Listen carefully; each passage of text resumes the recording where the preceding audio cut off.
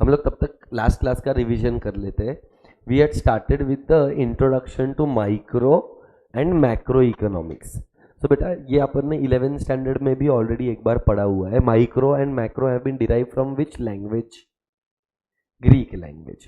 Greek language में words क्या थे? मीक्रॉस एंड मैक्रॉस। मीक्रॉस का मतलब होता है small, 1 millionth of a part. Macros का मतलब होता है लार्ज या तो एग्रीगेट। पहले के ज़माने में लोगों, अलग अलग लोगों के अलग अलग ओपिनियंस थे। Few economists believed that economics should be studied in a part as an individual. Economics should be studied in isolation. But कुछ इकोनॉमिक्स का बिलीफ क्या था कि इकोनॉमिक्स को आइसोलेशन में मत पढ़ो, क्योंकि मज़ा तो सबके साथ आता है। तो इकोनॉमिक्स को you should study as a whole और एज एन एग्रीगेट। तो क्या था? डिफरेंस ऑफ ओपिनियन था। Few people had an opinion that economics should be studied in isolation. Few economist had an opinion that economics should be studied in aggregate या तो whole. तो ये झगड़ा झगड़ी को बंद करने के लिए एक आदमी आया जिसका नाम था रैगनर फ्रिस्क। रैगनर फ्रिस्क बोला कि भाई तेरा पॉइंट ऑफ व्यू भी सही है, तेरा पॉइंट ऑफ व्यू भी सही है। तू जो पॉइंट ऑफ व्यू से सोच रहा है वो मीक्रॉस है, जो तू पॉइंट ऑफ व्यू से सोच रहा है वो मैक्रॉस है। उसी को आज के डेट में हम माइक्रो एंड मैक्रो बोलते हैं। Whenever we talk about micro, can I say microeconomics is dash eye view? किसका आई व्यू है माइक्रो इकोनॉमिक्स? बर्ड का आई व्यू है कि अर्थवर्म का आई व्यू है? Earthworm. Micro economics is the study of a tree के study of a forest. It is the study of the tree, not the study of a forest. Study of forest कौन सा रहेगा? Macro. Micro economics में we have general equilibrium के partial equilibrium. तो macro economics में we have general equilibrium. Whenever you talk about micro economics, can I say micro economics में मार्जिनलिज्म principal है। कौन सा प्रिंसिपल है? मार्जिनलिज्म मतलब टोटल के एडिशनल, एडिशनल, जबकि टोटल का मतलब एग्रीगेट होता है। सो एग्रीगेटिव अप्रोच कौन सा इकोनॉमिक्स में आता है? मैक्रो। अब माइक्रो इकोनॉमिक्स का हमने स्कोप पढ़ा था। स्कोप के अंदर 3 थियरीज था। कौन सा थियरीज था? अपन ने एक चार्ट बनाया था। एक प्रोडक्ट प्राइसिंग, प्रोडक्शन प्राइसिंग नहीं, प्रोडक्ट प्राइसिंग। फिर दूसरा था फैक्टर प्राइसिंग और तीसरा था theory of overall economic welfare. ऐसा अगर तेरे को याद रहेगा तो अपन ने एक चार्ट बनाया था। अभी वो नोट्स किधर रहेगा मेरे को नहीं मालूम है, बट मैंने सेम ही चार्ट बनाया था, समथिंग लाइक दिस। मेरा थोड़ा प्रेजेंट करने का तरीका अलग था, मैंने ऐसे प्रेजेंट किया था। थियरी ऑफ प्रोडक्ट प्राइसिंग में 2 प्राइसिंग, एक डिमांड एनालिसिस और एक supply. Demand and supply will determine the price of the product. फिर आता है factor pricing, factors of production का प्राइस। जैसे कि लैंड, लेबर, कैपिटल, एंटरप्रेन्योर है तो उसको क्या पे करना पड़ेगा? Rent, wages, interest and profits. And then there is theory of economic welfare. Economy में वेलफेयर कब आएगा? When there is efficiency in production, when there is efficiency in consumption, and when there is overall economic efficiency. What is overall economic efficiency? Correct. मतलब can I say those goods are produced which are most desired by the people. I repeat, those goods are produced that are most desired by the people is called as a overall economic efficiency. Production में efficiency कब आएगा? जब output maximum होएगा। Consumption में efficiency कब आएगा? जब satisfaction maximise होएगा। सो बेटा ये जो आंसर है उसके अंदर देखो हर जगह पर वो लोग ने लिखा ही रहेगा, maximum possible amount of goods and services are produced from the given level of input, then efficiency in consumption is to maximise your total level of satisfaction, and overall economic efficiency के अंदर to produce those goods which are most desired by the people। ये सारे की words है, अगर ये लिख कर नहीं आओगे ना तो मार्क्स भी नहीं मिलेगा। सो बेटा सबसे पहला हमने क्या पढ़ा कि माइक्रो और मैक्रो में डिफरेंस क्या है।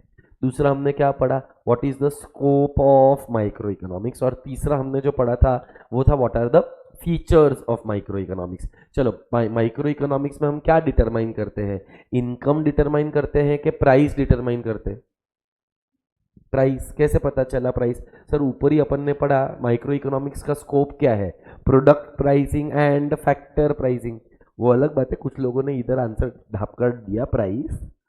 सो can I say that micro economics is also called as which theory? Price. दूसरा वाला क्या आया? Analysis of, did we study forms of market, और उसके अंदर monopoly, duopoly, oligopoly, monopolistic competition and perfect competition. बेटा एक सवाल पूछ रहा हूं, मोनोपोली मतलब कितना सेलर? एक seller. Monopolistic and monopolist is also called as one single seller. Monopoly ही है। जैसे ही वर्ड कंपटीशन आया, इसका मतलब देयर इज सिंगल सेलर के many sellers. So perfect competition में large number of sellers, monopolistic competition में मेनी सेलर्स, परफेक्ट से कम नंबर ऑफ सेलर्स मोनोपोलिस्टिक में। होमोजीनियस प्रोडक्ट कहां पर सेल होता है? ओलिगोपोली में होता है, आई अग्री। परफेक्ट और मोनोपोलिस्टिक में से किस में होता है? परफेक्ट कंपटीशन में। और हेट्रोजीनियस प्रोडक्ट कहां पर सेल होता है?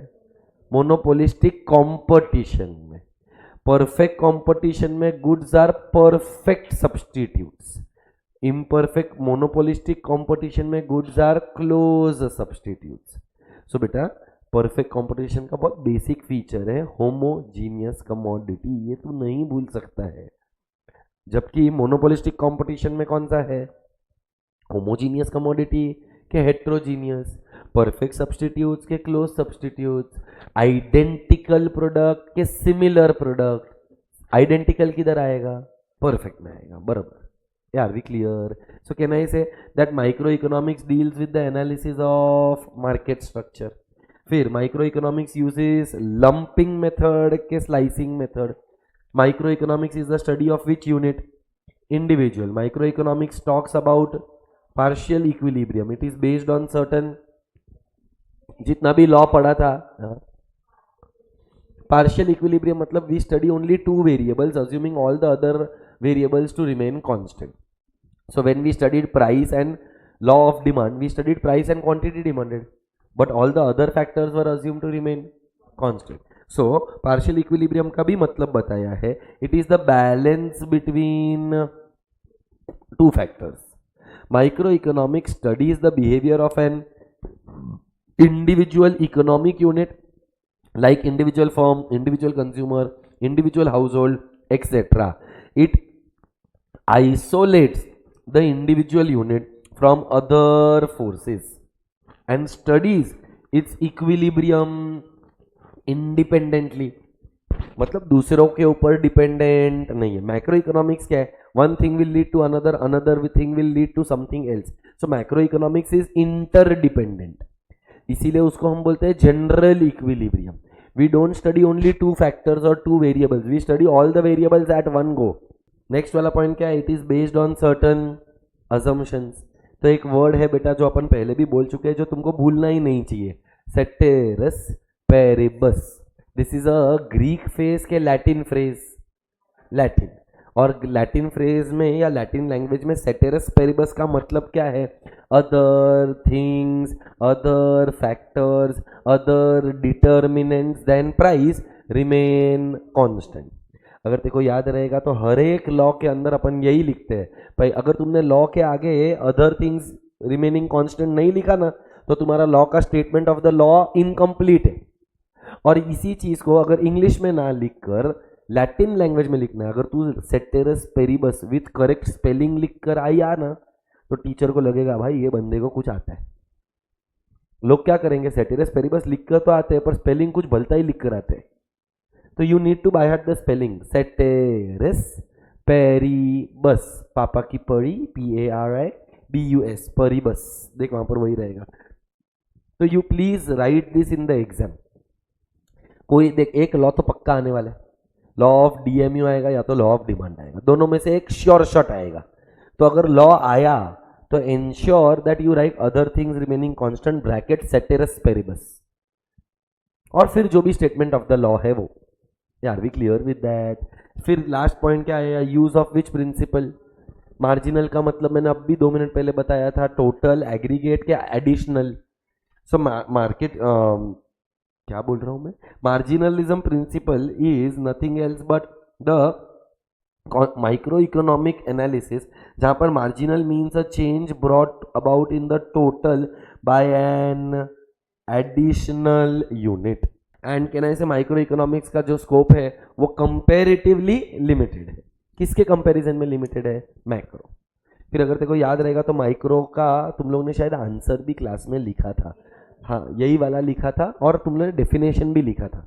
तो वो डेफिनेशन दो थे, एक छोटा वाला था एक बड़ा वाला था। हो सके तो दोनों लिख कर आना, पर अगर नहीं याद रहता है तो छोटा वाला is fine. Are we clear? Sure है? चल now what is the importance of micro economics. तो माइक्रो इकोनॉमिक्स कहाँ कहाँ पर काम में आता है, वही घिसा पीटा आंसर। कहना ऐसे micro economics will be helpful in price determination. It will help us to understand how a free market economy works. What is a free market economy? वो उधर से ढाप कर दे रही है क्या answer? So in simple language बोलना, फ्री मार्केट का मतलब क्या होता है? कैपिटलिस्ट। क्या तेरे को मालूम है 3 टाइप का इकोनॉमीज होता है? नहीं है तो मेरे को बताओ, आई विल एक्सप्लेन। नहीं? ओके सो बेटा 3 टाइप का इकोनॉमी होता है जश। एक होता है कैपिटलिस्ट, जहां पर all the factors of production are owned by private sector, जहां पर गवर्नमेंट ऋतिक रोशन बनता नहीं है, जहां पर गवर्नमेंट उंगली करता नहीं है, वहां पर गवर्नमेंट का रोल बहुत ही कम, मिनिमल या ना के बराबर होता है।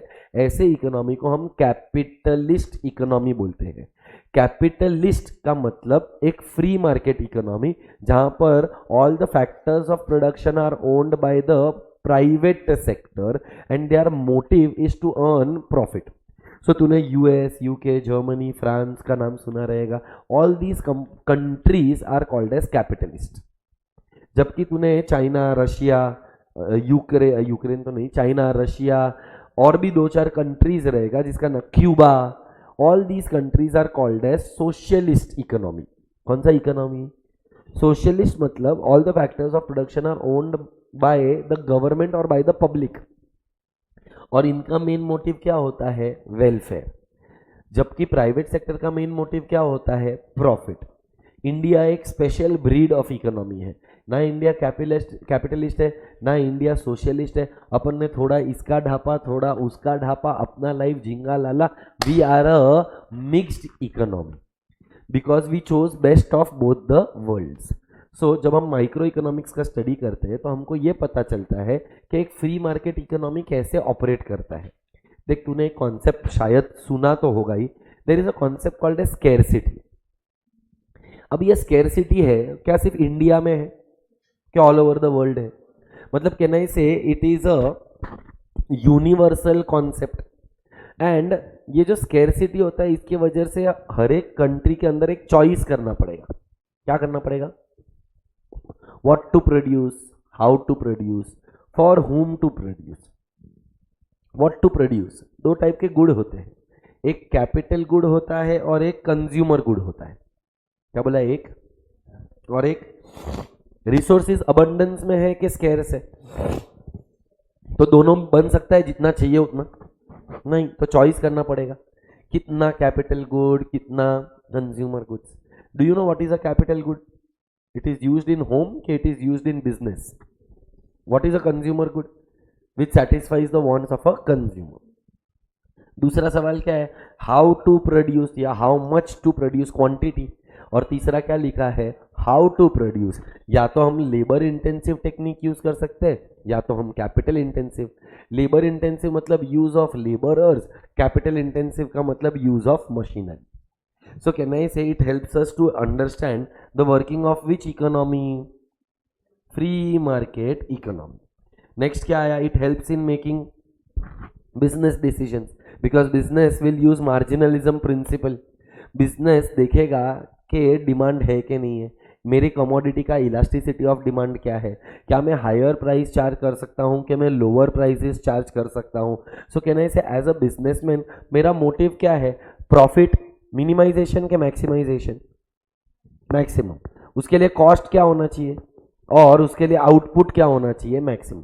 सो कहना है इसे बिजनेस में बहुत सारे डिसीजंस लेने हैं, प्राइस ऑफ द गुड्स क्या लेना है, कॉस्ट ऑफ द गुड्स क्या होना चाहिए, मैक्सिमाइजेशन ऑफ आउटपुट और प्रॉफिट कैसे करूं, ये सब अगर एक बिजनेसमैन को डिसीजन लेना है तो कौन हेल्प करेगा? Micro economics. नेक्स्ट वाला क्या आया? It forms the basis of welfare. 3 type का वेलफेयर पढ़ा था, कौन सा था? Theory of overall economic welfare, ये हाँ। फिर और एक कौन सा था? Efficiency in production, efficiency in consumption and overall economic welfare. फिर कहना है इसे micro economics is required by the government. अच्छा, गवर्नमेंट पॉलिसीज मैक्रो लेवल पे बनाता है, बट एनालिसिस माइक्रो पे करता है ना, कि भाई तेरे को रेलवेज को कितना पैसा चाहिए, प्राइमरी सेक्टर में कितना चाहिए, सेकेंडरी सेक्टर में कितना चाहिए, सब कंबाइन करेगा तो क्या हो जाएगा? मैक्रो। बट जब स्टडी करता है, एनालिसिस करता है, रिसर्च करता है, तो पार्ट में ही करता है, तो गवर्नमेंट का बहुत मदद हो जाता है इन terms of making a policy, चाहे वो मॉनेटरी पॉलिसी हो, चाहे वो फिस्कल पॉलिसी हो, चाहे वो प्राइस का पॉलिसी हो, चाहे वो गवर्नमेंट का एक्सपेंडिचर का पॉलिसी हो। At the end of the day government का मेन मोटिव क्या है? टू अर्न और to get maximum economic welfare. Are we clear? Next वाला क्या है? It explains aspects of which trade. चल, फॉरेन ट्रेड का मतलब कहना है इसे इम्पोर्ट एंड एक्सपोर्ट, और जब हम इंपोर्ट एक्सपोर्ट करते हैं तो एक कॉन्सेप्ट होता है तारीफ। टैरिफ, ये बराबर ना? टैरिफ मतलब टैक्स, कस्टम्स ड्यूटी नाम का एक कॉन्सेप्ट है। So a particular commodity, micro economics deals with aspects of foreign trade like tariff on a particular commodity, determination of foreign exchange rate of any two countries, gains from international trade of a particular country, etc. जैसे कि $1 85 rupees है, तो अपन ने foreign exchange rate determine किया ना, जैसे ये remote का प्राइस 50 रुपया रहेगा, इसका प्राइस डिटरमाइन हुआ, तो वैसे ही डॉलर का इंडियन रुपीज में प्राइस कितना है वो भी तो डिटरमाइन करना है। And the last point is helps in what building? Model building. Model का मतलब क्या होता है? Various economic concepts, various economic models. So micro economics helps in understanding complex economic situations by way of simple economic models. जैसे कि law of demand is a model, law of supply can be a model. Economic models are built on various economic variables. Microeconomics has helped in various terms, concepts, terminologies, tools and economic analysis. So in short, ये importance वाला answer is not very important from the exam point of view. एक बार अच्छे से read करके जाना किस किस चीज़ में मदद करता है, प्राइस डिटर्मिनेशन में, फॉरेन ट्रेड में, गवर्नमेंट को पॉलिसीज बनाने के अंदर हेल्प करता है, वेलफेयर को डिटरमाइन करने में मदद करता है, फ्री मार्केट इकोनॉमी में प्राइजेस कैसे डिटरमाइन होते हैं वो डिटरमाइन करने में मदद करता है। ये 4-5 पॉइंट तो ऐसे ही याद हो गया। टोटल कितने थे? 7 में से मेरे को 5 तो ऐसे ही याद आ गए। और कौन सा 2 पॉइंट मेरे से मिस हो गया? So it helps in business decision making. And one more point, price हो गया, फ्री मार्केट हो गया, वेलफेयर हो गया, गवर्नमेंट हो गया, फॉरेन ट्रेड, मॉडल बिल्डिंग। यार वी क्लियर? श्योर। अब जो भी तुमने माइक्रो में पढ़ा उसका एग्जैक्ट ऑपोजिट क्या आएगा? Macro. So I think macro economics is a cake walk. चल, क्या लिखा है? Macro economics is dealing with the entire economy. Micro economics में क्या आएगा? It will be total, national, aggregate या तो होल। सो कहना है इसे माइक्रो में हमने कौन से वर्ड्स यूज किए थे बेटा? Individual, particular, isolation, slicing. Macro के अंदर उसका ऑपोजिट हो जाएगा। इसका भी जो डेफिनेशन है भाई तेरे पास ऑप्शन नहीं है, जो दिया है वो करना पड़ेगा। हाँ, सेकेंड वाला है ना, macro economics deals with the functioning of the economy as a whole. But ये वाला डेफिनेशन लिख, अच्छा इजी भी है देख। Macro economics is a branch of economics, do you agree? Which considers the relationship between large aggregates। हो गया, खत्म डेफिनेशन। आगे तो एग्जाम्पल है, such as volume of employment, total amount of savings, investment and national income। दोनों लिख अगर हो सके तो, क्योंकि ये डिफिकल्ट नहीं है। देख क्या वापस बोल, कहना ऐसे इकोनॉमिक्स के दो ब्रांच है, एक माइक्रो और मैक्रो। सो एक अंकल आकर क्या बोलता है कि macro economics is a branch of macro economics which deals with the whole economy, मतलब large aggregates. What are large aggregates? याद कर sir, volume of employment, savings, investment and national income. हो गया, डेफिनेशन खत्म। So it's not very difficult, you just need to be patient enough to understand. क्योंकि देख ये क्या हो गया मालूम है, ये चूना लगाने का काम है। दूसरा वाला macro economics deals with the functioning of the economy as a whole. अरे पर क्या पढ़ूं? देखो कोई पूछ लेगा what is example of macro economics, तो इस डेफिनेशन से एग्जांपल नहीं दे पाएगा, पर ऊपर वाले डेफिनेशन में तो चार चार एग्जांपल दे दिया। Total investment, total savings, national income and one total amount of savings, investment and employment. तो जब हम लोग डेफिनेशन को जितना बड़ा रहता है ना, उतना वो डिटेल में होता है, और डिटेल में रहता है तो अंडरस्टैंडिंग थोड़ा बेटर होता है। तो मेरे हिसाब से बड़ा वाला करके जाना। चल, वहां पर भी स्कोप ऑफ माइक्रो था, ये था ना, तो यहाँ पर भी क्या आएगा? Scope of macro. Macro economics is called as price theory के इनकम थियरी। इनकम, तो देख पहला ही थियरी का नाम क्या आया? Theory of income and employment. इसके अंदर दो part, consumption function, investment function, and उससे डिराइव क्या होता है? Business cycle. तुमने 11th स्टैंडर्ड में बिजनेस साइकिल नाम का एक कॉन्सेप्ट पढ़ा है, the ups and downs in the economy, expansion, contract, chapter number 1। ये ऐसा देख रहे जैसे कि इसको मालूम ही नहीं है मम्मी। चलो वेरी गुड, नहीं मालूम है। 11th में लगाता है शर्त। ए भगवान, इसीलिए बोलते हैं बेटा पढ़ ले। तू 12वीं में भी पढ़ नहीं रहा है, 11th में भी नहीं पढ़ रहा है। ये है इकोनॉमिक ग्रोथ का लाइन। पर इकोनॉमिक का ग्रोथ हमेशा ऐसा स्मूथ हो ये जरूरी नहीं है। तो in all the economies of the world there are ups and downs. Ups are called as expansion, downs are called as contraction, topmost point is called as peak, and the lowest point is called as trough or recession. So basically अगर मैं तेरे को बोलूँ, हम लोग बात क्या कर रहे थे? Theory of income and employment. ये बराबर theory of income and employment के कितने टुकड़े हुए? दो। कौन सा दो हो? एक कंजम्पशन, दूसरा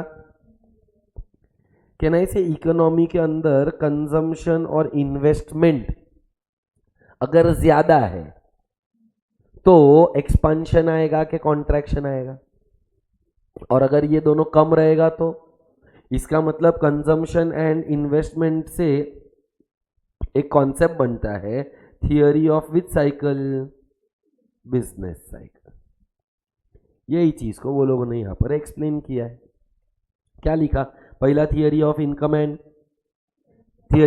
employment is divided into two parts, which is consumption and investment will determine the level of business activities, which is called as a business cycle.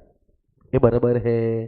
चलो उसके बाद अगर माइक्रो इकोनॉमिक्स में हम प्राइस ऑफ पर्टिकुलर कमोडिटी का बात करते हैं, तो मैक्रो इकोनॉमिक्स में पर्टिकुलर कमोडिटी के जनरल प्राइस लेवल मतलब एक कमोडिटी का प्राइस के ओवरऑल प्राइसेस रहेगा। तो we talk about the concept of inflation and deflation. बताओ इन्फ्लेशन का मतलब बता जरा, व्हाट इज इन्फ्लेशन? किस में? इन्फ्लेशन का मतलब बता। What do we mean by inflation? Rise in prices बढ़ते क्यों हैं?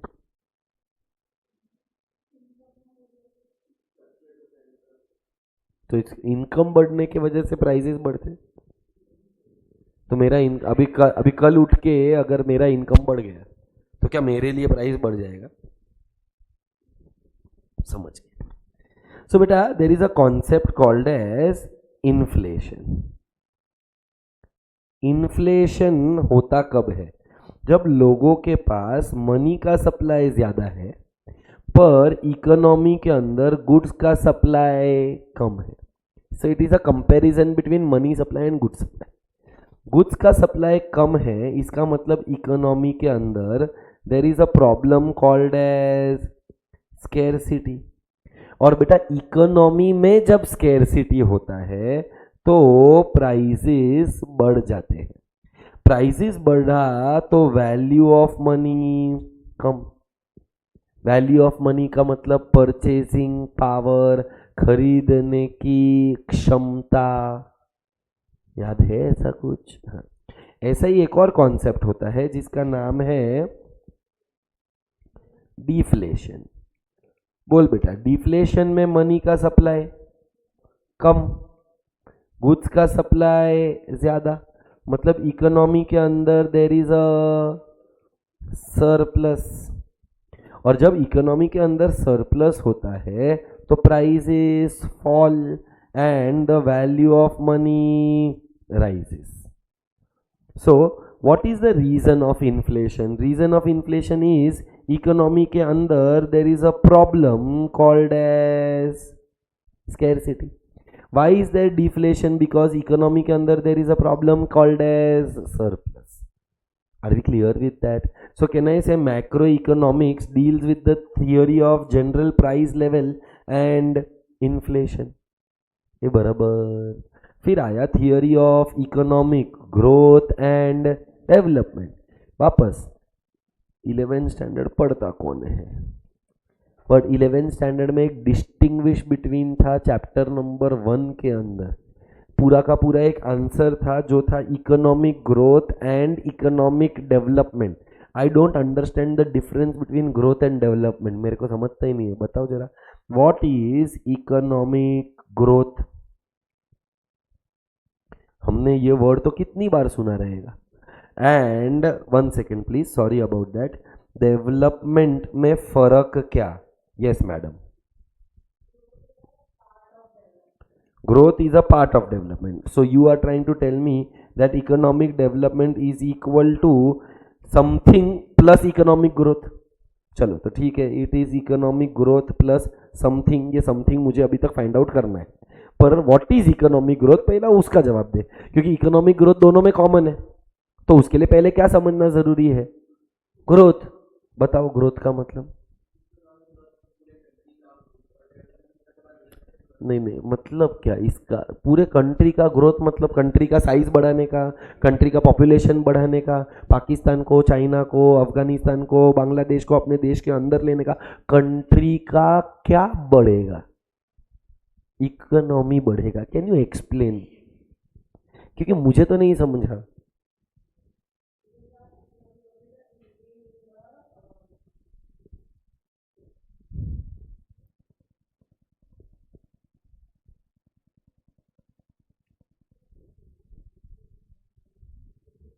चलो, इंक्रीज इन जीडीपी बोला.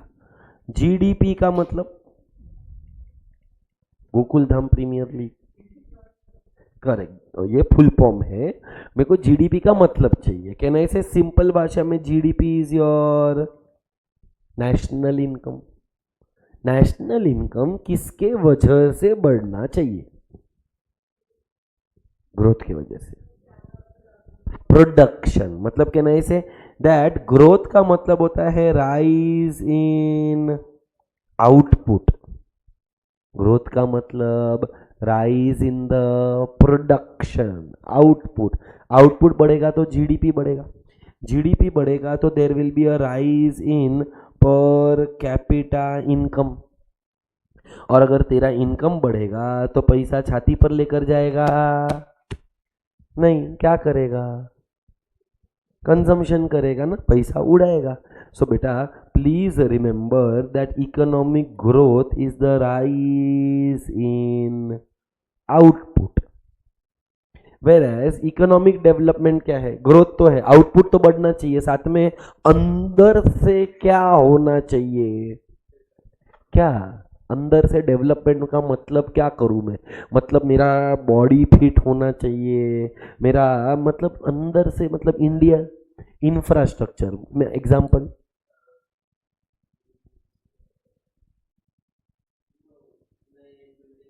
बिल्डिंग। देखो नहीं लगता है बिल्डिंग तो आउटपुट है, तो वो तो इकोनॉमिक ग्रोथ का पार्ट हुआ। हो सकता है technological advancement, can I say it means economic welfare. क्या बोला, इकोनॉमिक। तो अगर मेरे को ये कॉन्सेप्ट को समझाने का रहेगा, economic growth is equal to rise in output, हाँ, plus economic welfare.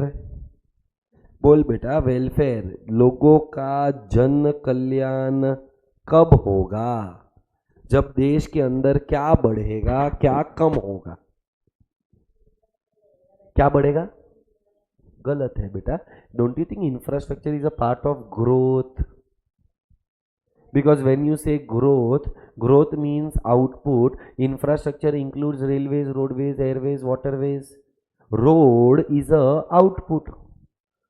Train is a product, commodity. तो वो ऑलरेडी इकोनॉमिक ग्रोथ में आ चुका है। तो मुझे कुछ ऐसा चाहिए जो आउटपुट के अलावा चाहिए देश के अंदर, प्रोडक्शन के अलावा। Okay, I agree with you, but I need a better answer. Can I से देश के अंदर लिटरेसी रेट बढ़ना चाहिए, लोगों का पढ़ने लिखने का रेट बढ़ना चाहिए, ऐसे ही क्या और बढ़ना चाहिए? There should be a rise in life expectancy, there should be a rise in employment rate, there should be a rise in the standard of living of the people, there should be a fall in death rate, there should be a fall in the poverty, there should be a decline in the amount of crimes in the economy, there should be reduction in pollution which is created in the economy। यहाँ मतलब बेटा, कहना से economic welfare लोगों का quality के ऊपर focus करता है, जबकि इकोनॉमिक ग्रोथ क्वांटिटी पे फोकस करता है। So when you talk about economic growth, can I say economic growth is a dash concept, quantitative concept, whereas economic development is a qualitative concept। ये clear है? सो देख, एक और थियरी आया, theory of economic growth and economic development, and there is a macro economic theory of distribution. Macro economic theory of distribution का मतलब rent, wages, interest, profits, total national income में से किस तरीके से डिस्ट्रीब्यूट होता है वो। सो अगर देश का नेशनल इनकम 1 लाख करोड़ रुपया है, तो उसमें से कितना रेंट गया, कितना वेजेस गया, कितना इंटरेस्ट गया और कितना प्रॉफिट्स गया। अब क्या लगता है, जब हम लोग डिस्ट्रीब्यूशन का बात करते हैं तो लोगों को लगता है distribution of goods and services. बेटा तू ओसी पढ़ रहा है क्या इकोनॉमिक्स पढ़ रहा है? इकोनॉमिक्स ऑर्डिनरी के एक्स्ट्रा ऑर्डिनरी? एक्स्ट्रा ऑर्डिनरी कुछ भलता ही है, डिस्ट्रीब्यूशन ऑफ इनकम। क्या बोला? Macro economic theory of distribution of income. So बेटा जब भी हम लोग मैक्रो इकोनॉमिक्स के बारे में बात करते हैं तो मैक्रो इकोनॉमिक्स में टोटल कितने कॉन्सेप्ट्स आए? 4। Scope of micro economics, scope of macro economics में सबसे पहला थियरी का नाम क्या था? Theory of income and income और एम्प्लॉयमेंट का 2 पार्ट था, एक थियरी ऑफ कंजम्पशन और एक थियरी ऑफ इन्वेस्टमेंट। कंजम्पशन और इन्वेस्टमेंट फंक्शन से बनता है business cycle. Business cycle are the ups and downs, contraction and expansion. ये बराबर। चल दूसरा थियरी का नाम क्या था? Theory of general price level, जिसके अंदर हमने क्या समझा? Inflation and deflation. तीसरा थियरी का नाम क्या था? Economic growth and development. जब इकोनॉमिक ग्रोथ का बात करते हैं तो वो क्वांटिटेटिव होता है, डेवलपमेंट क्वालिटेटिव होता है। और चौथा जो थियरी था उसका नाम क्या था? Theory of distribution, theory of macro economic था ना, macro theory of distribution.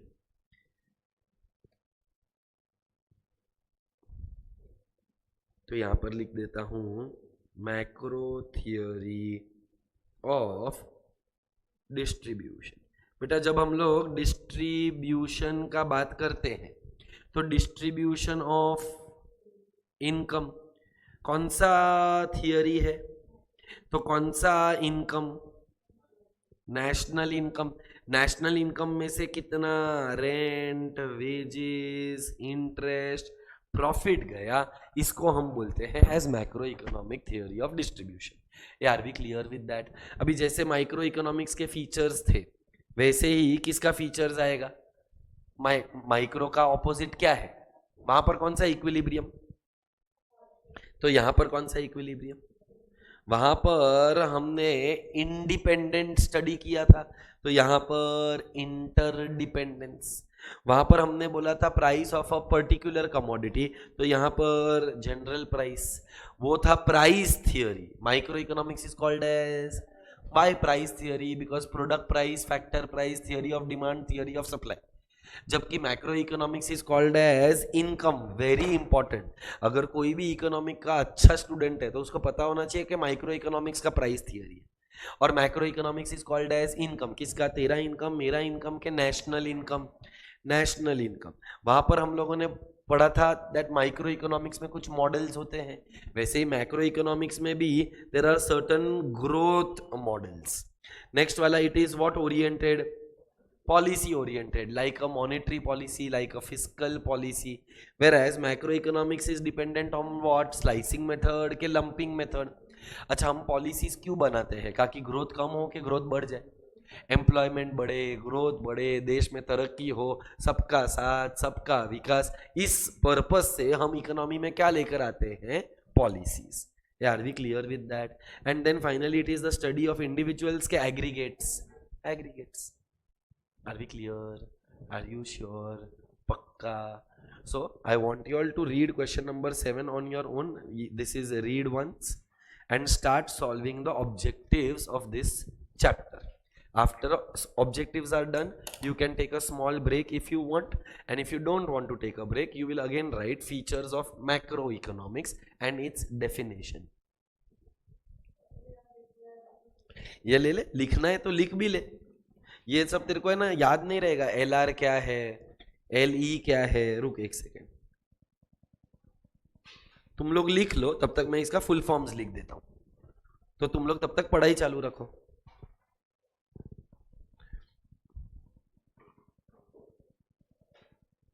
Lit R E ए, ऐसा गावात लिटरेसी का स्पेलिंग मेरे को ही नहीं आता है।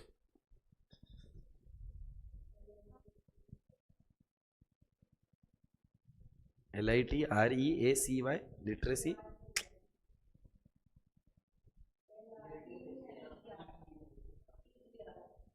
एक सेकेंड, वापस लिखता हूं, LIACY,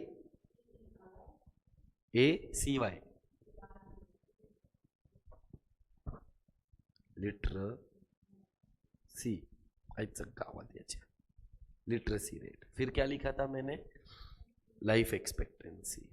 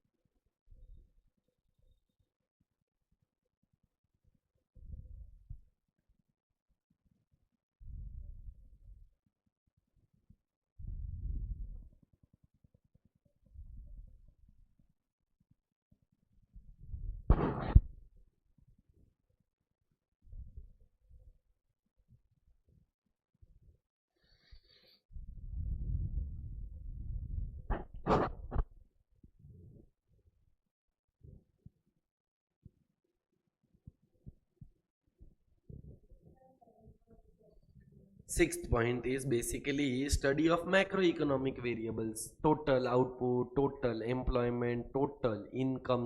जो भी लार्ज लेवल पर पढ़ेंगे वो टोटल एग्रीगेट्स हो जाएंगे. सो मैक्रो इकोनॉमिक्स का फायदा क्या है? इट डज नॉट स्टडी टुकड़े टुकड़े में, it studies the entire lump. Therefore, it studies behavior like total income, total output, employment, general price level. And can I say macroeconomics का नाम ही क्या था? Theory of income and employment. So it is called as income theory, but income generate करने के लिए employment generate करना पड़ेगा.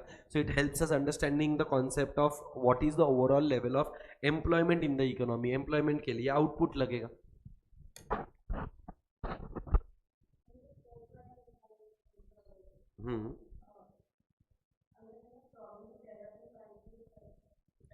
ये सब क्या है? पॉवर्टी, इनइक्वालिटी ऑफ इनकम, ये सब डेवलपमेंट के अंदर आता है ना. डेवलपमेंट क्या था? Economic welfare. तो कोई कंट्री के अंदर क्या प्रॉब्लम्स है वो मैक्रो इकोनॉमिक समझने में मदद करता है. देख, एक भी क्वांटिटेटिव नहीं है, सब क्वालिटेटिव है. Poverty, inequality of income in wealth, difference in standard of living, ये सब में अगर पता चला कि प्रॉब्लम क्या है तो गवर्नमेंट पॉलिसीज मेजर्स लेकर एक इकोनॉमी को डेवलप इकोनॉमी की तरफ लेकर जा सकता है. सो देख, दो तीन पॉइंट तो बहुत ही सिंपल है. Can I say macro economics is called as income and employment. तो देख, एक पॉइंट हो गया इनकम थियरी, एक हो गया एम्प्लॉयमेंट. अच्छा, हम लोग ग्रोथ और डेवलपमेंट के बारे में बात करते हैं. सो can I say macro economic theory helps us understanding the functioning of an economy. It helps us to understand economic fluctuation. मतलब कैन आई से बिजनेस साइकिल. बिजनेस साइकिल याद है क्या? अप्स एंड डाउन्स पढ़ाया था वो. फिर can I say it helps to understand the economic development of the country, helps the performance of the economy, and it studies which variables? Macro variables. So quite easy, मतलब थोड़ा शांत दिमाग से करेगा तो ये वाला चैप्टर 3 घंटे के अंदर पूरा करके हो सकता है पढ़ के at home. So 3 hours is what you will require, a minimum. मतलब it can require more because there are people who don't pay attention in class. हाँ, ऑब्जेक्टिव्स वाला पूरा पार्ट बोल. यस, तो निकालते हैं वो फिर. हाँ, मतलब अभी जैसे कि पॉलिसी लाना है तो सारी कमिटीज़ होती है. मॉनेटरी पॉलिसी कमेटी होती है, फिजिकल फाइनेंस कमिटीज़ होती है. ये लोग कॉन्स्टेंटली काम ही करते रहते हैं ना. इनका काम ही है कि प्रिडिक्ट करना कि भाई कुछ होने वाला है तो पहले से उसके लिए स्टेप्स लेकर रखो. फिर भी अगर कुछ लेना पड़ेगा तो it is in the power of the government to take a decision which is in the best interest of the nation. लेते ही है ना. फिर उसके ऊपर रिव्यू होता है, डिसीजन होता है, आपस में डिस्कशन होता है. That is the choice of the government.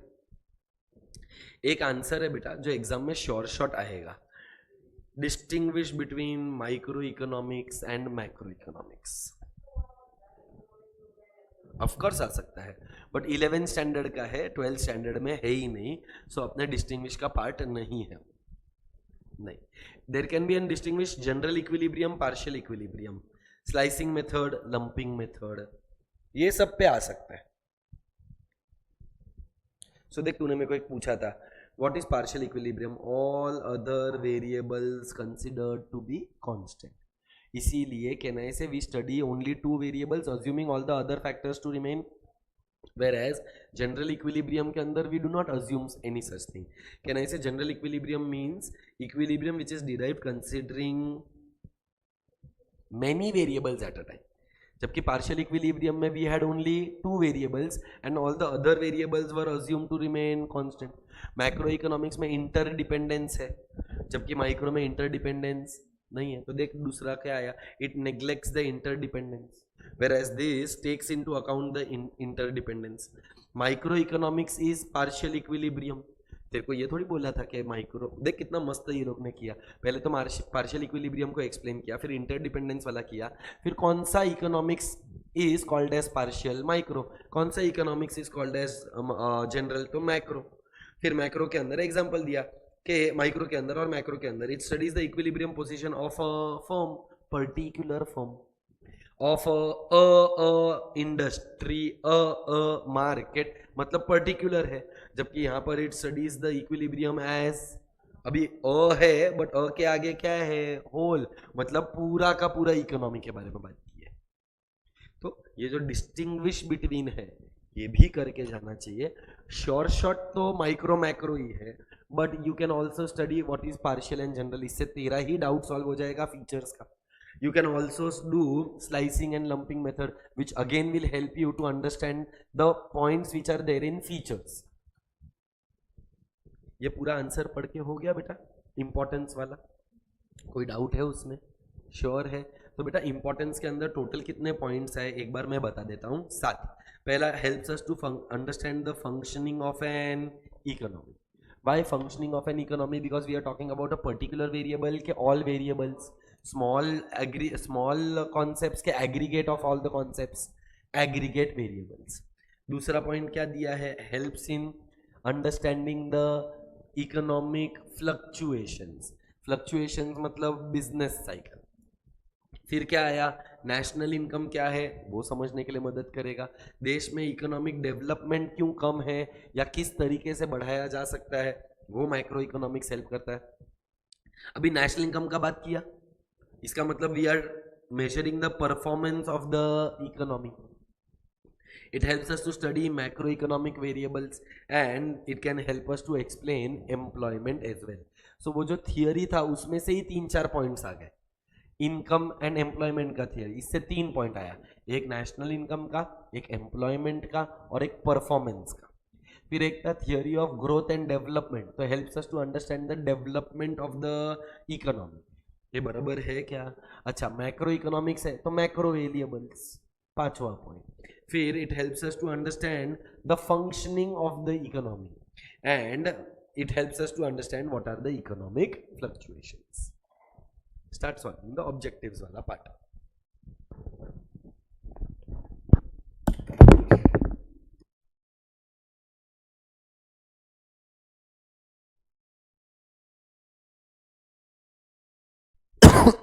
पूरा समझा रहेगा तो ही ऑब्जेक्टिव स्टार्ट करना, उसके पहले ऑब्जेक्टिव स्टार्ट नहीं करना। कोई डाउट रहेगा, कोई क्वेरी रहेगा, कोई प्रॉब्लम रहेगा तो पहले वो प्रॉब्लम को रिजॉल्व करो, उसके बाद ही एमसीक्यूज या ऑब्जेक्टिव्स वाले पार्ट को हाथ में लेने का।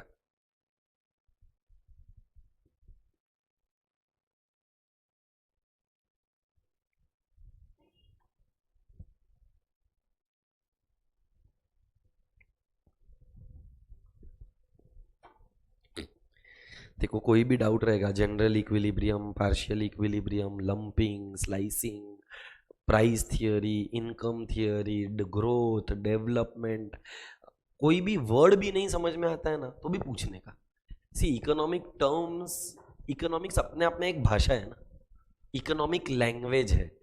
जैसे लॉ के कुछ टर्म्स होते हैं, जूरिस्डिक्शन, अभी उसका एक मीनिंग है, तुझे अगर वो मीनिंग ही नहीं समझेगा तो तू आगे कैसे बढ़ेगा।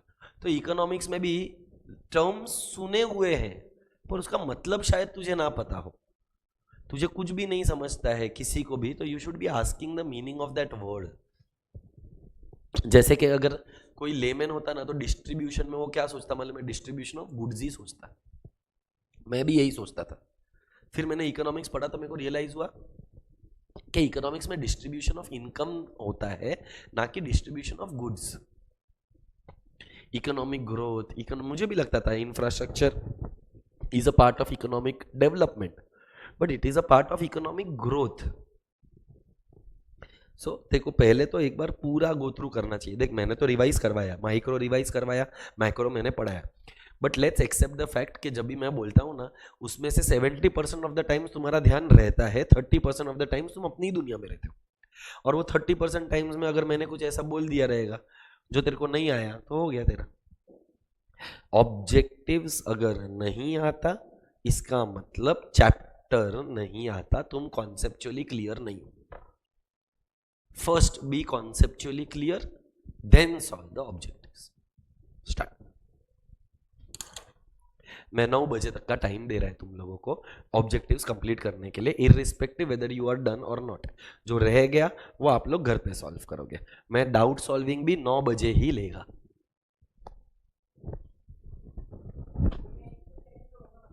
Next week I think you all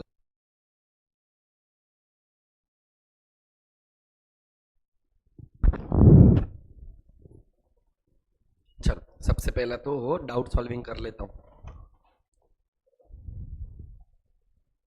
बताओ कौन सा ऑब्जेक्टिव्स में प्रॉब्लम आया है।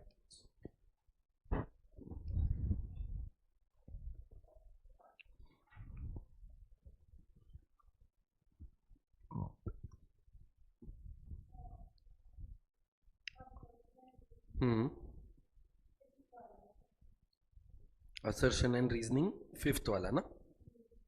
चलो, marginal analysis helps to study variable through changes. I agree with this. Correct. So when they use the word marginal, it is the change. Change किसका होता है? Total का होता है. So when you use the word marginal analysis helps to study a variable through the changes in that variable. Can be a true statement. So I believe that this is true. Let's see what is the other statement. Producers and consumers can take economic decisions using marginalism principle. Statement true है, but क्या ये reason ऊपर के जो assertion दिया है उसका एक रीजन है? नहीं. So I think the answer should be A and R are true, but R is not the correct explanation for A. Your answer is D. तो मार्जिनल में हम क्या क्या बोलते हैं? Additional, extra, last, change in total. So marginal is the change. Marginal utility is delta TU upon delta number of units. इसमें और कोई है? और किसी को अगर असर्शन रीजनिंग में जज को कोई प्रॉब्लम नहीं? चलो तो थर्ड वाले में डाउट है. बराबर. थर्ड का fifth. The theory of factor pricing are determined by demand and supply. कोई भी प्राइस जो होता है is always determined by the price, by the demand and supply. Madam चाहे कितना डिमांड है फॉर लेबरर, कितना सप्लाई है फॉर लेबरर, डिमांड और सप्लाई ऑफ लेबर से ही अपने को प्राइस मिलेगा. बट बेटा theory of factor pricing how dash are determined. So 5 के अंदर ये नहीं पूछा है कि फैक्टर प्राइसेस कैसे डिटरमाइन होते हैं. फैक्टर प्राइसेस कैसे डिटरमाइन होते हैं तो आंसर डिमांड एंड सप्लाई होता.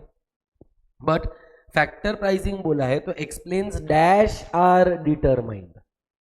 तो क्वेश्चन में ये बोला है कि फैक्टर प्राइसिंग के वजह से हम क्या डिटरमाइन कर सकते हैं, तो आंसर आएगा फैक्टर रिवॉर्ड्स. पर इसी की जगह पर अगर पूछते कि ये फैक्टर प्राइसेस हम कैसे डिटरमाइन करते हैं, तो आंसर डिमांड एंड सप्लाई होता. So I agree with you, the answer is factor rewards because it is rent, wages, interest and profits which are helped और determined with the help of factor pricing. Option D is correct.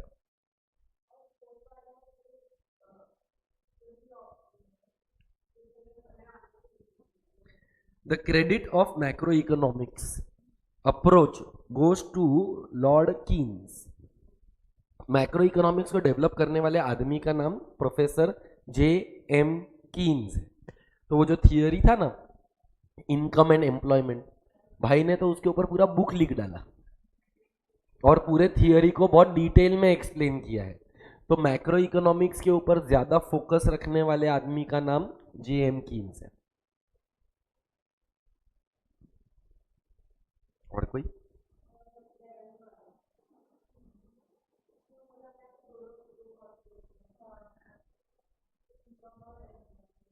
Income, output, employment तीनों है, but कहना इसे हम primary importance किसको देते हैं? Income को. To understand how the level of income is determined, we study the assumption, we study the consumption function and the investment function. So I believe income से ही output determine होता है. Output से employment determine होता है, तो answer income, output, employment तीनों हो सकता है। बट मैक्रो इकोनॉमिक्स के ऊपर पहला प्राइमरी फोकस किस पे है? इनकम पे। That I will have to check, but मेरे को लगता है कि आउटपुट इनकम होना चाहिए। But to understand how the क्या हो गया? हाँ, मतलब consumption function and investment function से बेसिकली बिजनेस साइकिल डिटरमाइन होता है, बिजनेस साइकिल में एम्प्लॉयमेंट डिटरमाइन होता है। सो आई विल चेक, मेरे हिसाब से ए होना चाहिए था, but if they have given D, तो what is the logic behind D? Answer तो मैंने पहले ही बोला ये भी हो सकता है, पर मेरा पहला प्रेफरेंस आ रहा था कि I should give the answer as income.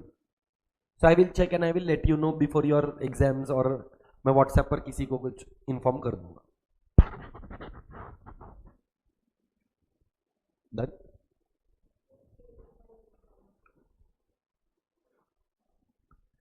Dash estimates are used to measure the performance of an economy over a time. कौन सा एस्टिमेट यूज करते हैं हम लोग? National income. Answer is option B. क्योंकि अगर मेरे को मेरे इकोनॉमी कैसा काम कर रही है, I if I want to know how you are performing, how would I no?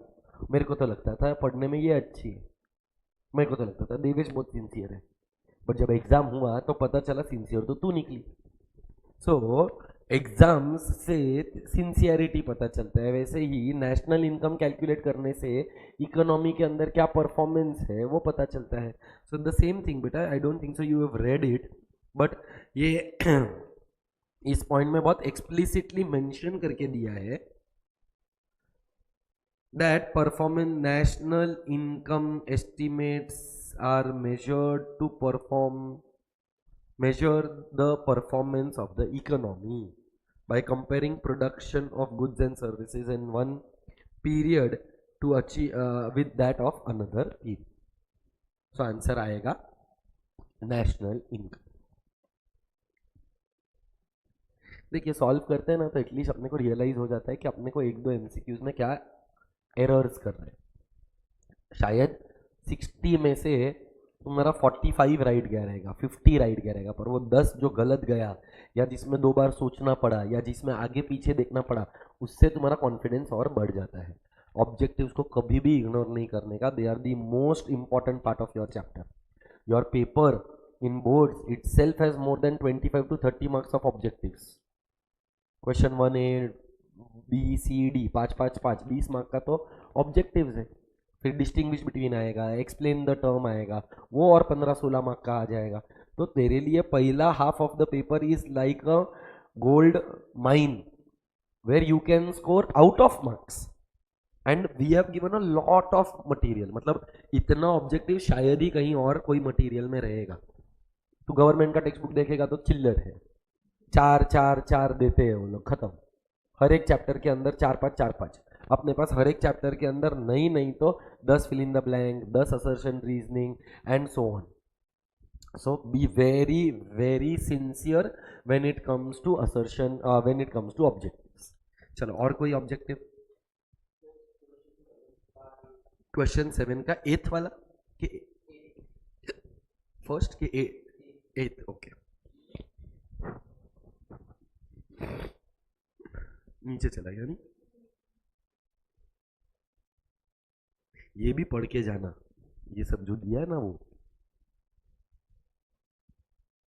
बोल। This branch of economics explains determination of currency rates of any two countries. This branch of economics explains determination of currency rate. So $1 is equal to ₹78। या ये दो countries हो गया, macro economics होना चाहिए नहीं? इसका पीछे का एक रीजन है, क्योंकि हमने प्राइस डिटरमाइन किया करेंसी का। जैसे हम लोग गुड्स का प्राइस डिटरमाइन करते वैसे करेंसी का भी प्राइस डिटरमाइन करना पड़ता है। तो जैसे ये देख, तेको याद रहेगा तो मैंने बोला रहेगा ये रिमोट का प्राइस 50 रुपये है, तो वैसे ही डॉलर का प्राइस कितना है। तो can I say this is determination of price, and price determination is a part of micro. That is the reason why they have given the answer as micro economics. Correct. तो देख इसके पीछे का logic भी तो पता होना चाहिए ना. क्या लॉजिक था कि we are determining the price of a commodity. When you determine the price of the commodity then it is और naturally a part of micro economics. बोल और कुछ. हाँ बोल ना.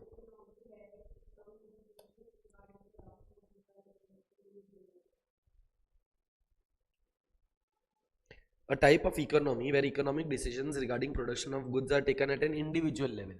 मतलब कहना है एट बिजनेस लेवल. हर बिजनेस खुद का डिसीजन खुद लेगा, गवर्नमेंट उंगली करेगा नहीं.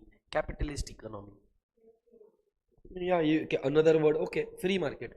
But free market can also be called as capitalist. Both are one and the same. But both are one and the same only.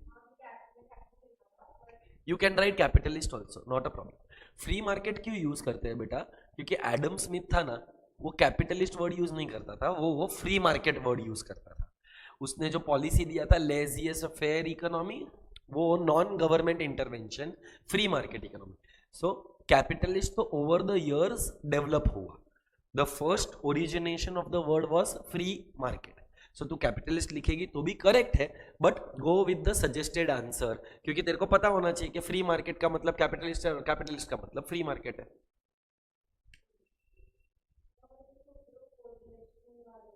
बोल ना बेटा कौन सा कोरिलेशन.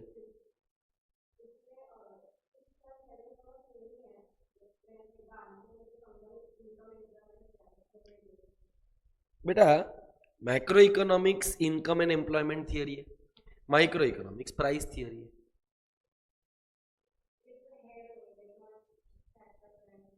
नहीं, कोई भी प्राइसिंग हो सकता है ना. प्रोडक्ट प्राइसिंग भी हो सकता है, फैक्टर प्राइसिंग भी हो सकता है. So we say microeconomics is called as price theory, whereas macroeconomics is called as income and employment theory. पर अगर वो लोग बोलेंगे तो तू स्पेसिफाई कर. If they say theory of demand and supply, तो you can say it is product pricing. If they say factor reward, then you can say factor pricing. तो वो लोग ने कुछ स्पेसिफाई किया नहीं है, तो वो लोगों ने माइक्रो इकोनॉमिक्स का दूसरा नाम पूछा है तेरे को, विच इज प्राइस थियरी. बोलो नेक्स्ट.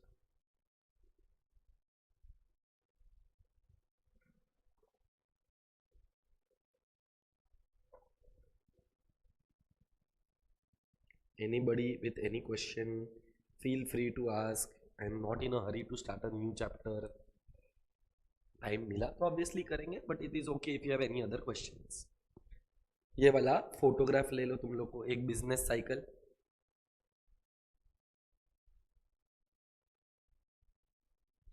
उसके बाद theory of income and employment, जिसके अंदर कंजम्पशन इन्वेस्टमेंट है, तो बन गया बिजनेस साइकिल.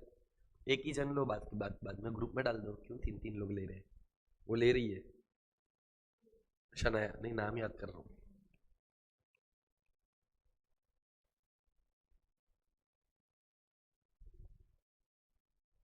मैंने फुल फॉर्म्स लिख दिए हैं, तो you will not face a problem. ये ज़रूरत नहीं है लेने का, but if you wish to take please go ahead. और बेटा ये सब ग्रुप पे डाल देना. और देख ये सब है ना पता होना चाहिए. अगर तुम इकोनॉमिक्स के स्टूडेंट हो और तुमको इन्फ्लेशन डिफ्लेशन नहीं पता है, तुमको बिजनेस साइकिल नहीं पता है, इकोनॉमिक ग्रोथ एंड डेवलपमेंट नहीं पता है, which means in your 11th standard you have not paid good attention. 11th standard का पहला ही chapter in basic concepts of economics, उसमें माइक्रो और मैक्रो भी था. माइक्रो के टर्म्स थे, मैक्रो के टर्म्स थे. मैक्रो के टर्म्स में national income, business cycle, investment, savings, business cycle, ये सब मैक्रो के टर्म्स थे. इकोनॉमिक ग्रोथ, डेवलपमेंट, तो ये सब तो पता होना ही चाहिए. Done, sure. तो देख अपने को नया चैप्टर भी क्या स्टार्ट करने का है, national. Now when we use the word national income, national और इनकम ये दो अलग अलग वर्ड्स है. चलो इनकम का मतलब क्या होता है? What do you mean by the word income? पैसा. Okay, can I say income का मतलब anything that comes in is called as income. I repeat, anything that comes in is called as income. अब income जो होता है ना बेटा, वो दो टाइप का होता है। एक होता है अर्न्ड, ये टीचर को मत बोलना, anything that comes in is called as income. हाँ, तुम्हारा टीचर तो तुम्हारा पर चप्पल फेंक कर मारेगा। So income can be earned और income can be unearned. Earned मतलब मेहनत का, अनअर्न्ड मतलब फुकट का। क्या मैं ये लेक्चर लेकर पैसे कमा रहा हूं तो ये मेरे मेहनत का है कि मेरे फुकट का इनकम है? मेहनत का है। मेहनत का इनकम कब होता है? For exchange of goods and services. क्या बोला? For exchange of goods and gas, goods and services, ये बराबर है। जबकि कहना से जस्ट तेरे को तेरे मॉम डैड पैसे देते रहेंगे जब भी तेरे को कोई नीड रहेगा, पार्टी पर जाने का रहेगा, पॉकेट मनी रहेगा, वॉट एवर तेरे जो डेली रिक्वायरमेंट्स है उसके लिए पैसा तो मिलता है, पर क्या तूने उसके लिए कोई गुड क्रिएट किया? क्या तूने उसके लिए कोई सर्विस क्रिएट किया? क्या तूने कोई तरीके का मेहनत किया? तू सिर्फ एक ही चीज करता है, ये बेंच को गरम। तो कहने का मतलब, is there exchange of goods and services के विदाउट द एक्सचेंज? ये बोलना, विथ के without? Without the exchange of goods and services is called as unearned. अगर मैंने तुम्हारी दीदी मेरी बीवी के वॉलेट से 100 रुपए ढाप लिए, बहुत मेहनत लगा उसके लिए, ढापना इजी नहीं है, पर क्या वो अर्नड इनकम में आएगा कि अनअर्न्ड में आएगा? अनअर्न्ड में आएगा। अर्नड है नहीं, मेहनत लगी, पर मैंने मेहनत का डेफिनेशन क्या दिया है? For exchange of goods and services. तो ऐसा तो तू भी बोलेगा, सर मैं भी क्लास में आकर कितना मेहनत करता है, आपको मालूम है 16 डिग्री के एसी में भी बैठता है। मैं इधर बेंच पर, मेरा साइज देखो, हाँ, मेरा साइज देखो, बेंच का साइज देखो, मैं इसमें भी मेहनत करके बैठा है ना।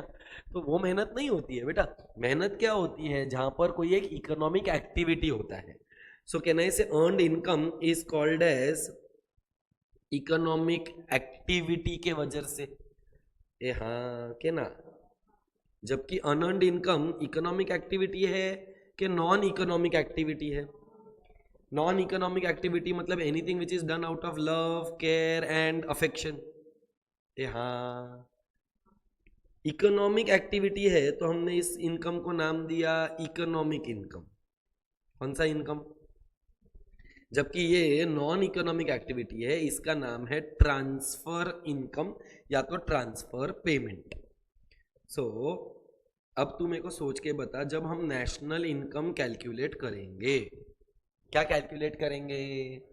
तो नेशनल इनकम में अर्न्ड अनअर्न्ड दोनों आना चाहिए, कि नेशनल इनकम में ओनली अर्न्ड आना चाहिए कि ओनली अनअर्न्ड आना चाहिए? सिर्फ अर्न्ड। क्यों सिर्फ अर्न्ड बेटा? क्योंकि वो मेहनत का है। It is for creation of goods and services, it is for creating output. So ये जो अर्न्ड है, can I say earned is included, whereas जो अनअर्न्ड है that is excluded. Are we clear with that? पक्का। Why is unearned excluded? Because कहना है अगर unearned calculate किया तो it will result into double counting. कौन सा काउंटिंग? कहना से तेरे डैड ने पैसा कमाया, तेरे डैड ने पैसा कैसे कमाया? गुड्स या तो सर्विस प्रोड्यूस करके। तो जितना भी तेरे डैड ने कमाया, क्या वो नेशनल इनकम का ऑलरेडी एक पार्ट है? फॉर एग्जाम्पल डैड ने 1 लाख रुपया कमाया, उसमें से उन्होंने तेरे को 10,000 रुपये दिए, तो क्या नेशनल इनकम 1,10,000 रुपया है? अरे क्यों 10,000? 1,10,000 ना, पप्पा का 1 लाख, इसका 10,000, 1 लाख प्लस 10,000, 1,10,000 दिया तो उसी 1 लाख में से। मतलब कहने से अगर तूने वापस 10,000 को इंक्लूड किया तो इट विल रिजल्ट इनटू, तो डबल काउंटिंग करना चाहिए कि अवॉइड करना चाहिए? अवॉइड करने के लिए हम लोग सिर्फ कौन सा इनकम को कैलकुलेट करते हैं? अर्न। अच्छा, तेरे घर पर मम्मी को भी पप्पा पैसा देते रहेंगे। अच्छा, मम्मी को जब पप्पा पैसा देते हैं तो कहना है से it is given out of love, care, affection, खौफ, जाने दे। पर कहने का मतलब जो पैसा मम्मी को भी मिला, कहना है से मम्मी उसके बदले में घर पर बहुत सारे काम करती है, तो क्या मम्मी को पैसा इसीलिए मिला क्योंकि मम्मी घर पे काम करती है? As I told you, it is out of love, care, affection और fear, whatever is the situation. पर अगर इसी की जगह पर क्या तेरे घर पर कोई हाउस हेल्प है? इसके घर पर है, हाँ है, ये नहीं है हाउस हेल्प, इसके घर पे कोई तो है, मतलब ये इस शक्ल पे मत जाए इसकी। तो इसके घर पे अगर हाउस हेल्प है, क्या पप्पा उसको भी पैसा देते? अच्छा, एग्जैक्टली माई पॉइंट, वो फ्री में थोड़ी करेगा, क्योंकि पप्पा जब हाउस हेल्प को पैसा देते हैं तो क्या पप्पा ने उसको आउट ऑफ लव केयर, काम वाली बाई के साथ लव केयर अफेक्शन फियर, तो लफड़ा हो जाएगा ना। तो उसको पैसा क्यों मिला? मतलब गुड्स एंड सर्विसेज के लिए मिला। मम्मी को पैसा मिल रहा है बट वो लव केयर अफेक्शन फियर की वजह से मिला। So services of housewife are included के not included in national income? Services of housewife are not included in national income, but services of house help are included in national income. Double counting होना चाहिए क्या avoid करना चाहिए? One man's expenditure is another man's income. तो क्या professional academy वाले मेरे को पैसा देते हैं? वो उनका, मेरा, one man's is another man's. क्या मैं अभी जाकर कोई होटल में कुछ खाकर आया ना, इसीलिए तो बाहर गया था बेटा, पहले आज बहुत भूख लगा था मेरे को, पता नहीं, I was not feeling very easy. एक इधर है किधर खाने के लिए कोई, ये तो बताए मेरे को, वो कोई तो अतिथि या कोई तो होटल है मंदिर के सामने, इधर से राइट फिर लेफ्ट, गार्डन के आगे, हाँ मंदिर के सामने। किधर है वो थोड़ा अजीब सा लग रहा है, वो नॉट वेरी गुड।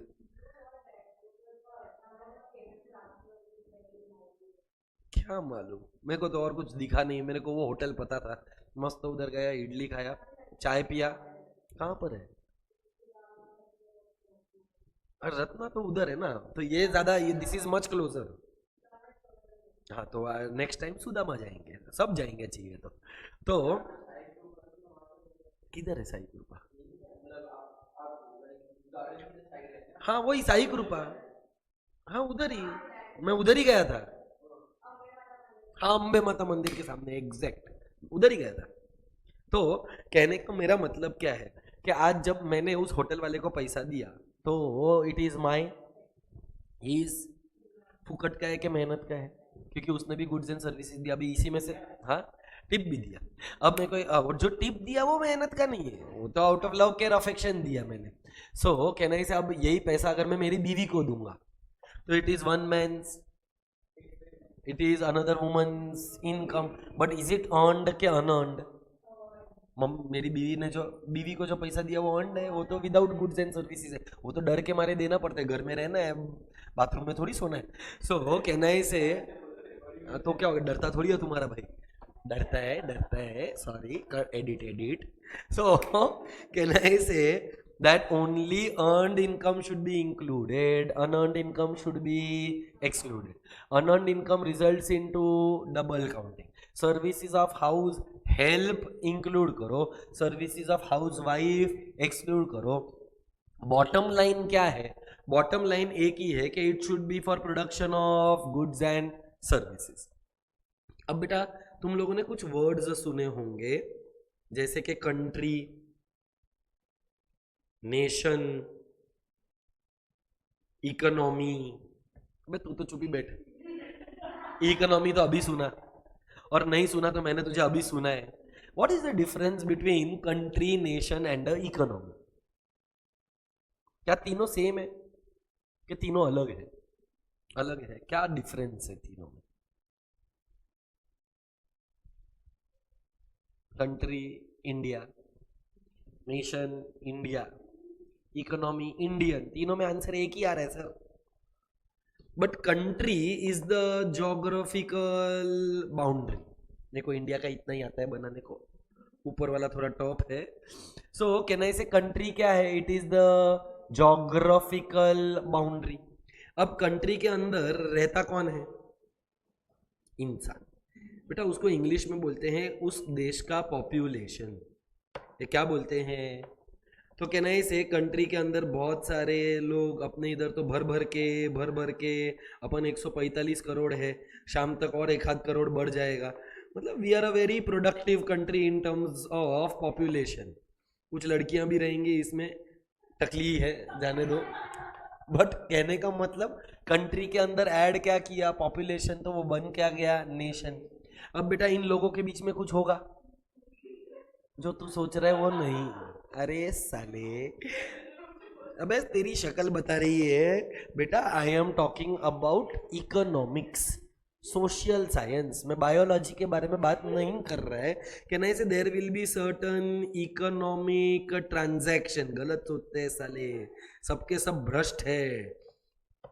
ट्रांजैक्शन, अबे लोग रहते हैं तो अभी क्या है, छोड़, मैं कुछ बोलता था बेटा। इनके बीच में कुछ होगा, मतलब कुछ buying and selling of goods and, अरे बस करो सालो, कहने से buying and selling of goods and services होगा तो बन जाता है economy.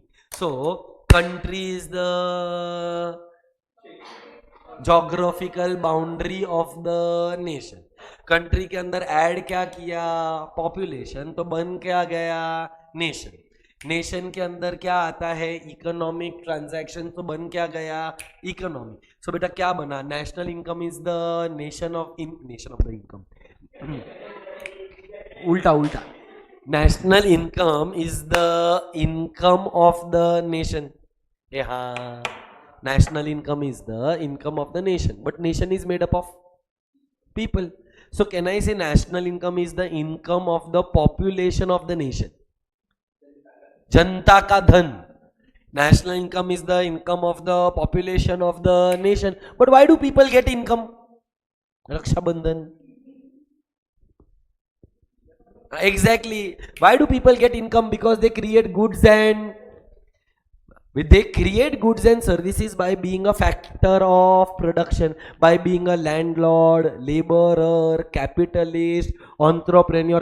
Therefore, in return, they get rent, wages, interest, profit. हाँ, वो लोगों को ये सब क्यों मिला? क्योंकि उन्होंने आउटपुट क्रिएट किया। क्या क्रिएट किया?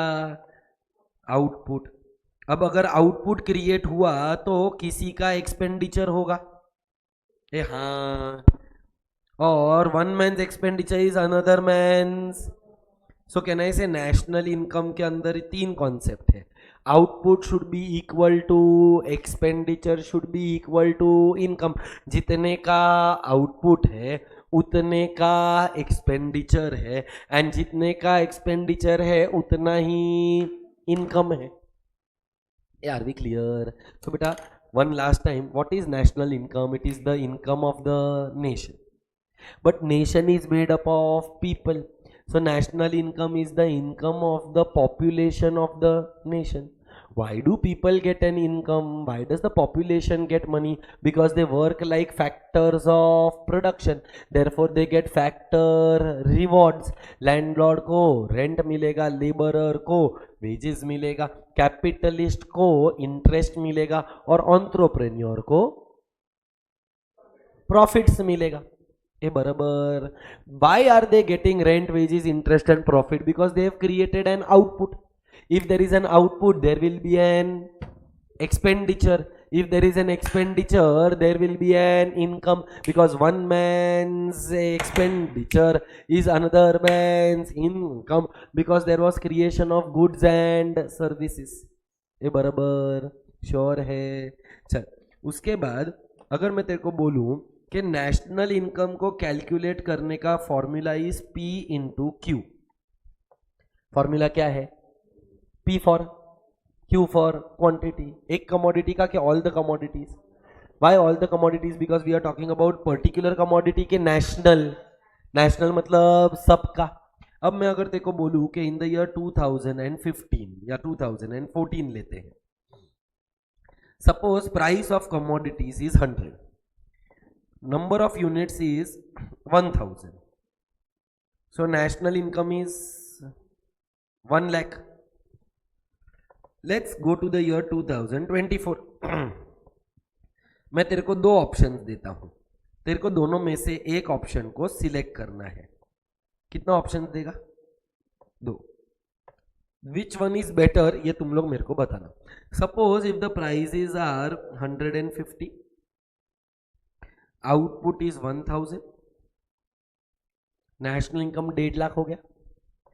दूसरा ऑप्शन आउटपुट 1500 हो गया, फिर भी नेशनल इनकम 1.5 लाख है. अब ए और बी दोनों ही ऑप्शन में मेरा नेशनल इनकम तो 1,50,000 ही है. Which one is better? Why? Price कम, क्वांटिटी ज्यादा. कहना है से यहां पर आउटपुट बढ़ा जिसके वजह से नेशनल इनकम बढ़ा. तो नेशनल इनकम किसके वजह से बढ़ना चाहिए? प्राइस के वजह से कि आउटपुट के वजह से? क्योंकि अगर प्राइस बढ़ेगा तो इन्फ्लेशन. ए ऑप्शन में देख, नेशनल इनकम बढ़ा बट बढ़ने की वजह प्राइस. सो जब नेशनल इनकम प्राइस के वजह से बढ़ता है तो हम उसको बोलते हैं फॉल्स ग्रोथ. कौन सा ग्रोथ? जबकि अगर प्राइस के जगह पर आउटपुट के वजह से बढ़ा तो हम उसको बोलते हैं कौन सा ग्रोथ? Real growth. कौन सा ग्रोथ? सो कैन आई से रियल और फॉल्स में से which growth is better? Why real growth is better? Because it is due to the rise in, not due to the rise in. So national income should but due to the rise in and not due to the rise in price. ये बराबर sure है. तो देख, national income का है ना कुछ features है जो अपना पढ़ के हो गया. Come to national income chapter number 7 है मेरे ख्याल से. Page number will be somewhere around 1, चलो 156 पर. Thank you.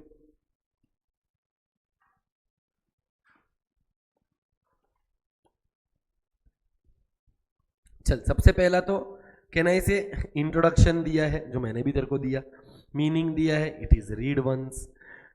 अब ये जो डेफिनेशंस है अनफॉर्चुनेटली बाय हार्ट करना पड़ेगा, there is no other option. And what are the features?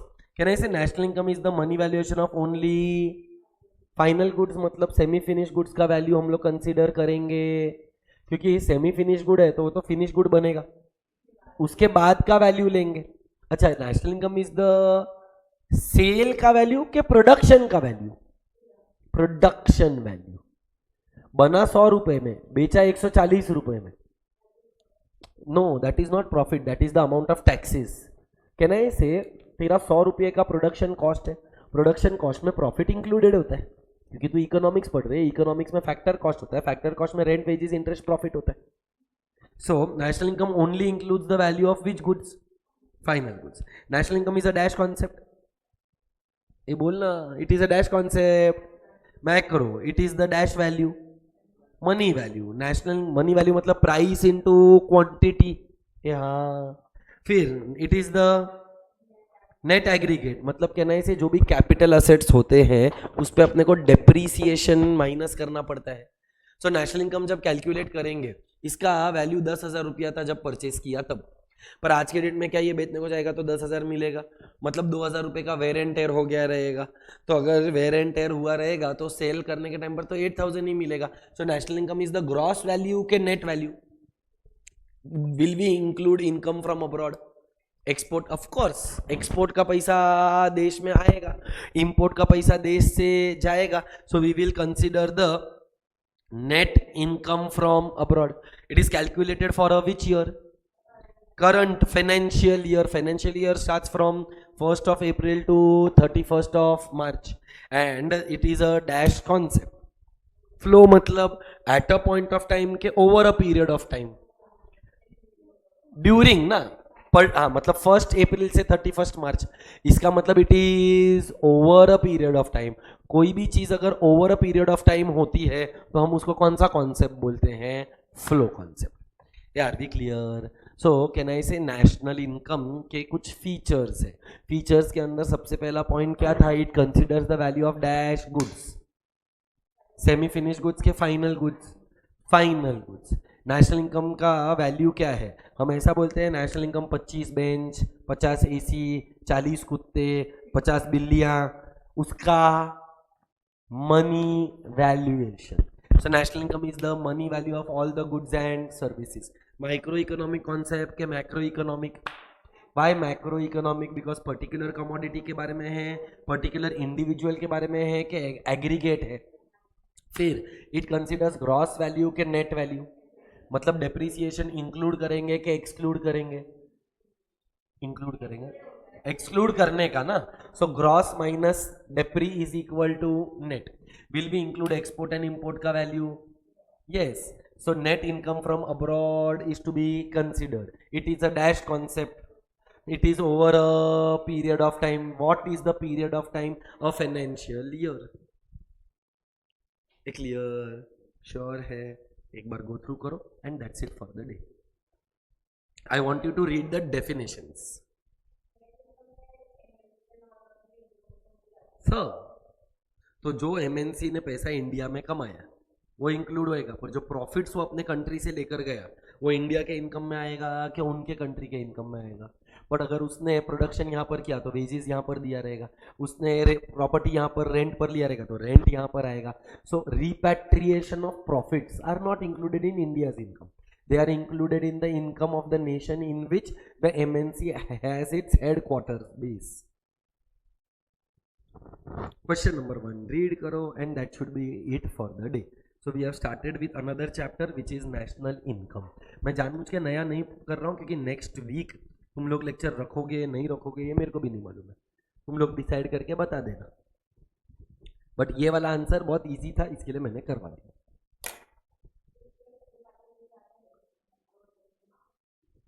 Features of microeconomics, macroeconomics. कुछ भी नहीं लिखना फिलहाल तो नहीं, क्योंकि अभी प्रिपेयर कर एग्जाम के लिए. ऐसा रहेगा तो I will tell you in the future, not right now. Right now I think you should be focusing on chapter 1, 2, 3 and you should come revised with this answer. एक आंसर तो revise करके आ ही सकता है in the next class whenever we meet.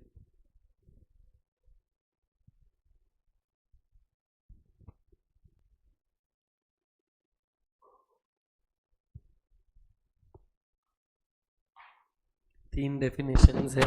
एक national income committee वाला, एक एल्फ्रेड AC पिगू वाला और एक आयरविंग फिशर वाला. ऐसा तो और 4 है. एल्फ्रेड मार्शल का भी डेफिनेशन है. हाँ नहीं मतलब देख ऐसा बोला जाता है कि different people will have different opinions. So every opinion and if he was an economist, उसने अगर बहुत रिसर्च किया है तो he will give his version. आज मैं जिस तरीके से समझाता हूँ जरूरी थोड़ी है कोई दूसरा टीचर भी उसी तरीके से समझाए. समझा वही रहे पर तरीका अलग है. तो एक तो नोशनल नहीं है बेटा, ये नेशनल है, इसको चेंज कर. नेशनल इनकम कमेटी का डेफिनेशन, AC पिगू का डेफिनेशन, आयरविंग फिशर का डेफिनेशन. ये इंपॉर्टेंट है बेटा. सेंट्रल स्टैटिस्टिकल ऑर्गेनाइजेशन, ये वो ऑर्गेनाइजेशन है जो नेशनल इनकम को एक्चुअली में कैलकुलेट करती है.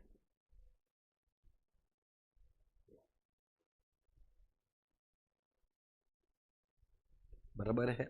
डन? श्योर हो? All the very best for your exams. Do well. Let me know how your papers went in the college. I probably think you will not be keeping the lecture क्योंकि तुम लोग को पढ़ना रहेगा और नहीं पढ़ना रहेगा तो तुमको मजा करने का रहेगा. तो in both the cases I think we meet in the next week. But अगर नेक्स्ट वीक भी आएगा तो I don't have a problem. तेरे को लिखना है तो मतलब if you want why not, मेरे को क्या प्रॉब्लम है.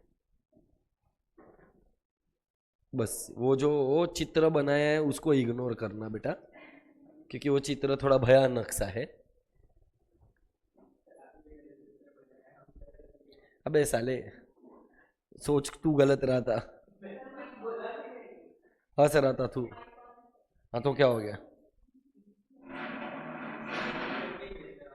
हाँ डन. सो ये वाला जो पार्ट है ना ये तेरे को चाहिए तो लिख सकती है और वो वाला जो ऊपर है वो भी लिख सकती है. So that's it for today. Thank you so much. Please like, share, subscribe, comment, hit the bell icon. Bye bye.